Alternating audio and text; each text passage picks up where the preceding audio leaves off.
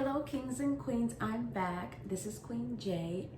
I'm Queen J, and this is Talks with Queen J. If you haven't already, please subscribe to my channel and hit the bell so you are notified when I post new videos.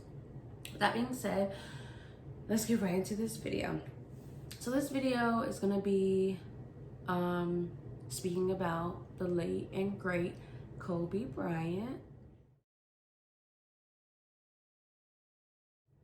If you know me, you know I was a huge fan of Kobe Bryant. He was the reason I watched basketball. Like, I was one of those girls that when the Lakers was playing, when Kobe was still in the league, I'm watching the game. I'm like one of the guys. I'm mad, I'm yelling, I'm hollering, I'm doing the most. Like, it was Lakers all day for me. It was Kobe all day for me. When Kobe retired, I retired from watching football. He was the reason that I watched football. He was the reason I watched basketball. Unfortunately, I never got to see him play. I never got to just, I don't know, meet him. Like, that's probably like a dream of almost everybody to meet Kobe Bryant. But you know, it's just, so when a celebrity dies, when a significant celebrity dies in our community, you always remember where you were when you found out what happened. The day that Kobe Bryant died in the plane crash, him, his daughter, and the other people that died in the plane crash, I was at one of my group events. I have a group that I'm in called Beautifully Unblemished. It's a group for people who have vitiligo. As y'all can see, it's a support group. We have different events sometimes, things like that. So I literally had this event was a photo shoot. I literally had just got done getting my makeup done, and somebody said it out loud, and I was just like stuck. I was just like shocked. It was just, tears started rolling down my face, and I was just like it was unreal. It was literally crazy. Then I get on my phone because I really wasn't on my phone because, you know, I was getting my makeup done, so I couldn't really, you know. So I'm just seeing all these pictures. I'm seeing all this different information. Some of the information was false. It just was a whirlwind. So the first information that came out, from what I understand, is that his whole family was on the plane and the plane went down. Then it was him and his daughter, Gianna and Gigi, were the only ones from the family on the plane. There were 2 other coaches on the plane, their daughters. It was really very sad. There's been a lot of conspiracies saying that, you know, Kobe Bryant was killed. If it was so foggy, why did they still fly? There was a cartoon or a little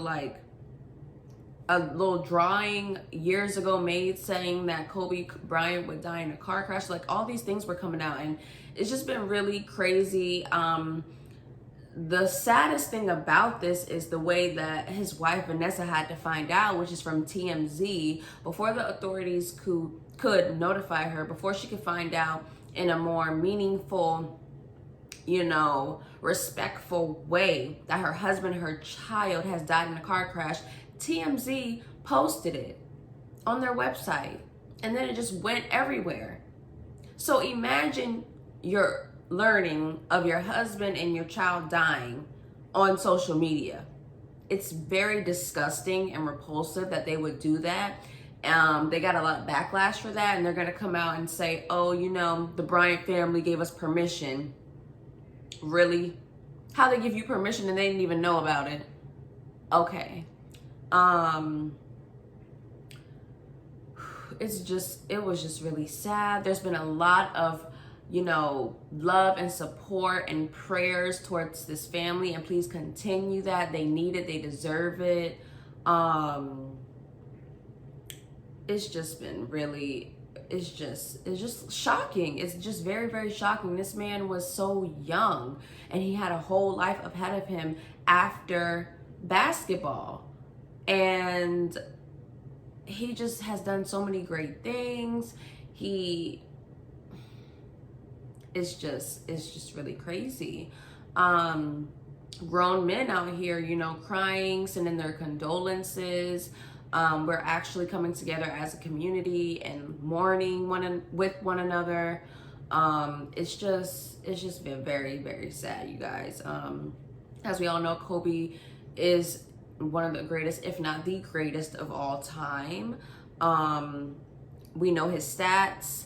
The night before he died, LeBron James just, you know, surpassed him in points for his overall career, and his last post was him patting LeBron on the back for doing that. And I think that's so powerful of a last thing to leave us with. It's so powerful, it's so loving, it's so him. From what his friends say about him, you know, he was a loving guy. He was a great father. He loved his girls.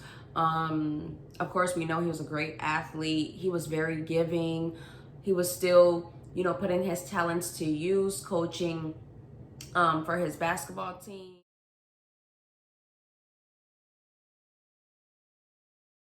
I'm not too sure what the name is. Mamba, something like that. It was an all-girls team that his daughter was on. You know, he was just a great man and a great guy, and we're gonna miss him dearly. And may his legacy live on. And okay, we have to speak about this because it was real crazy. Now, after Kobe died, it was like a whole thing of people typing pound girl dad. So girl dad, you know, I'm thinking, you know, daddy's girl, you know, the girl that is really close with the dad, the dad's really close with the daughter, girl dad. So there's this interview that came out with Gayle King and the Queen, Lisa Leslie. And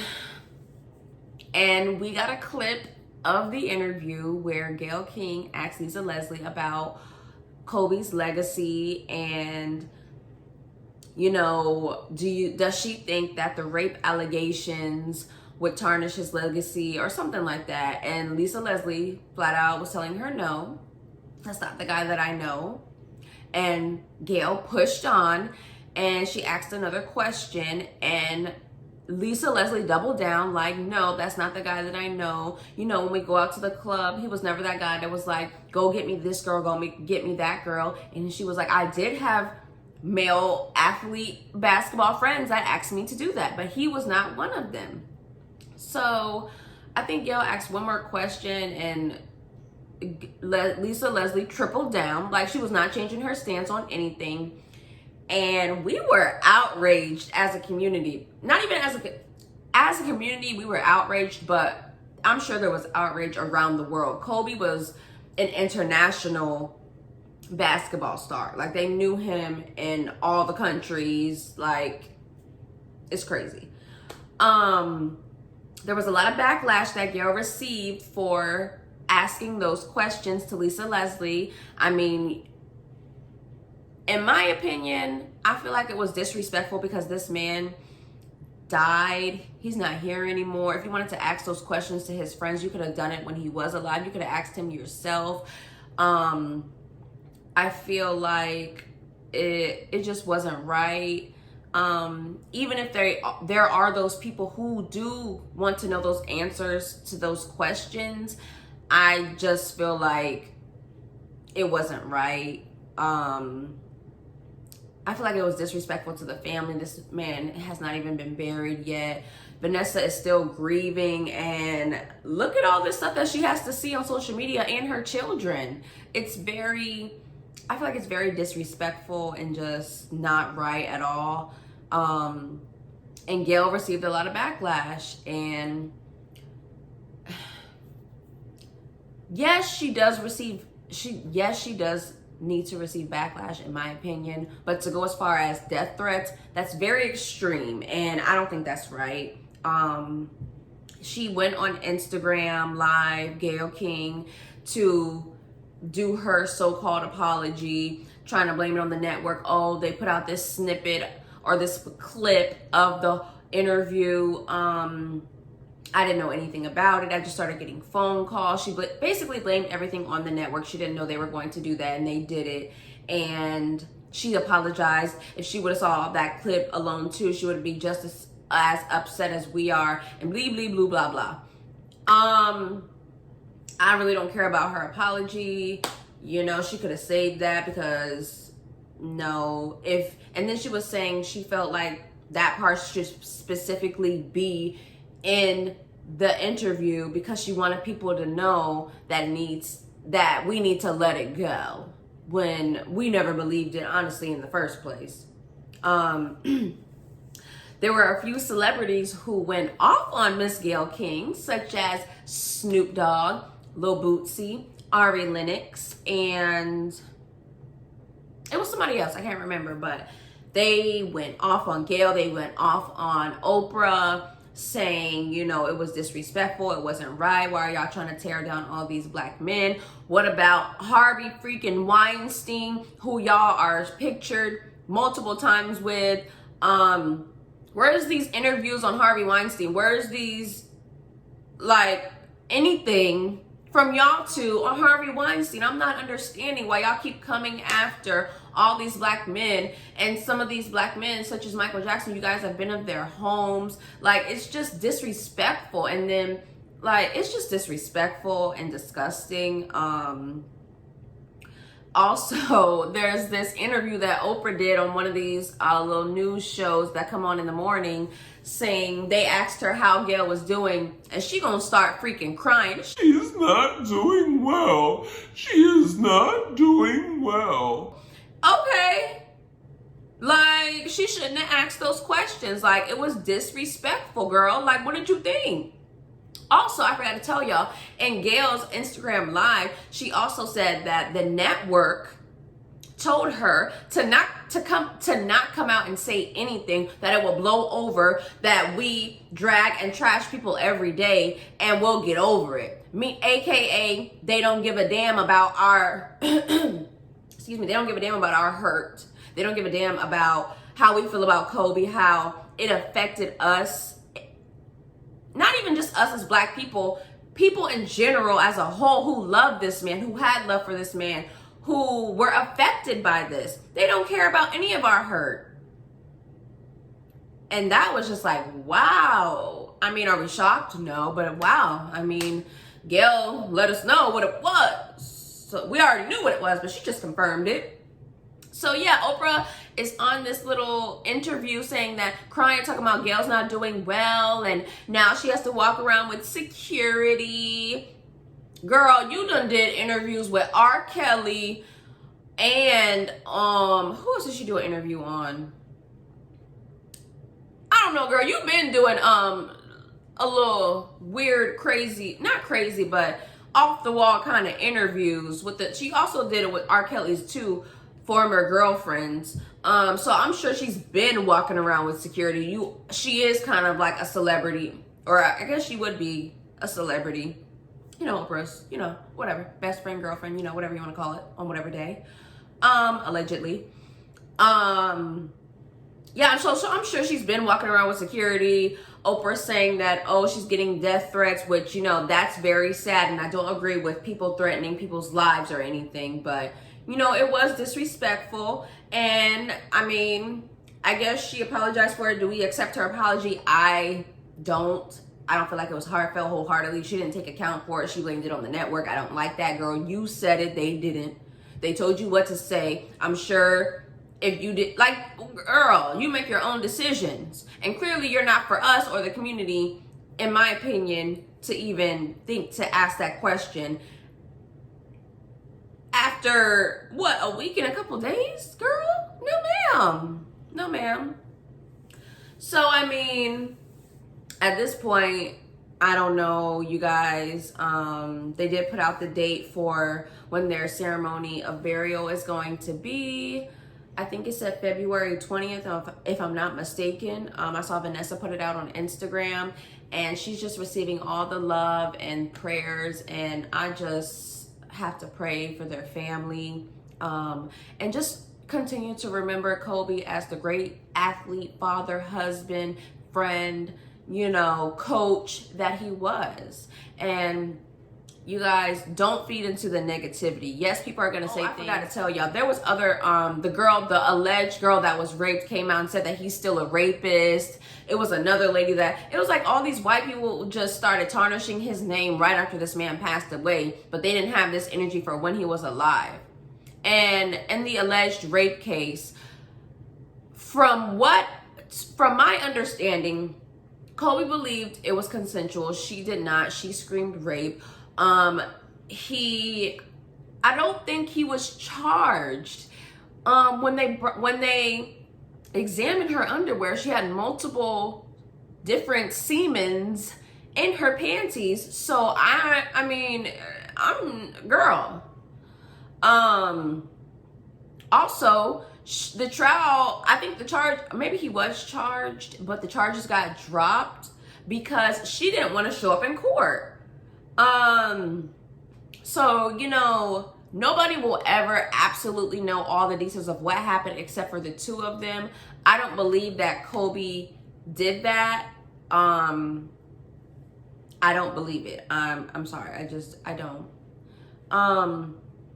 So to those people who think that it's okay to tarnish somebody's name right after they have passed away but didn't have the same energy from when they were alive, F you. Karma's a bitch. And yeah, just stop. It's not right. It's disgusting. It's despicable. And I'm sure y'all had to shut down y'all social medias after y'all did that, because I'm sure a lot of people came for y'all. With that being said, I love Kobe. I will always love him. Like I said, he is the greatest. He is one of the greatest, if not the greatest of all time. Also, I forgot to say this wonderful thing. The emblem of the NBA, the emblem of, I forget who's the guy's name that was on it, but they're changing it, or have already changed it, to Kobe. And I think that was an awesome thing. You know, they could have done that when he was alive, but I just think it's a very awesome thing for his legacy and for him to just live on. And I just think it's so wonderful. It's so powerful. It's so amazing. And Kobe, we love you. We miss you. And we're going to hold you down. And like LeBron James said, protect Lisa Leslie at all costs. She held it down. She did not crack. And she said what she needed to say. So with that being said, continue to hold yourselves up as kings and queens.